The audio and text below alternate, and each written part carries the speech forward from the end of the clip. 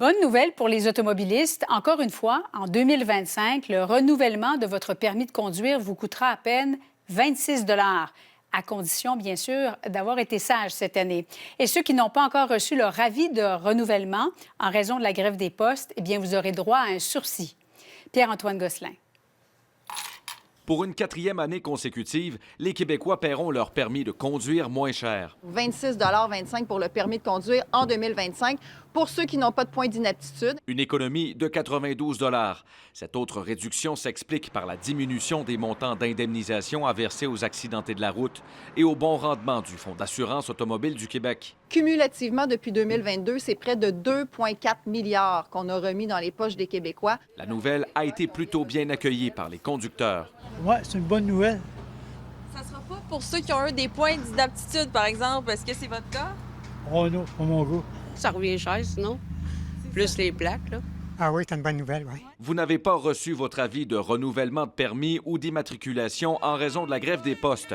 Québec accorde un sursis. Toutes les personnes dont le permis de conduire vient à échéance entre aujourd'hui, le 20 décembre, jusqu'au 28 février 2025, vont avoir jusqu'au 31 mars 2025 pour payer leurs frais. Et tous ceux dont l'immatriculation devait être renouvelée d'ici le 28 février 2025 vont avoir aussi jusqu'au 31 mars 2025. Une mesure spéciale qui règle un autre problème lié à la Société d'assurance automobile du Québec.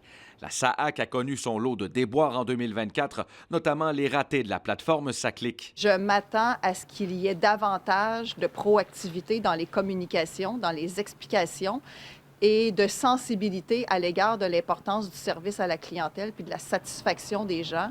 Sans oublier l'important retard du dépôt des états financiers de la SAAC à la ministre des Transports. Il y a quand même une insatisfaction qui demeure et une impression, fondée ou non, là, mais une perception qu'il y a des problèmes persistants dont on ne semble peut-être pas être pleinement conscient à la SAAC. Des changements sont réclamés auprès du PDG Éric Ducharme et son équipe. Il y a des choses qui se sont améliorées dans la dernière année, mais il faut que ça continue de s'améliorer à la SAAC. Mais la confiance est-elle toujours là? Oui, dans la mesure où on s'entend sur ce que je viens de vous décrire.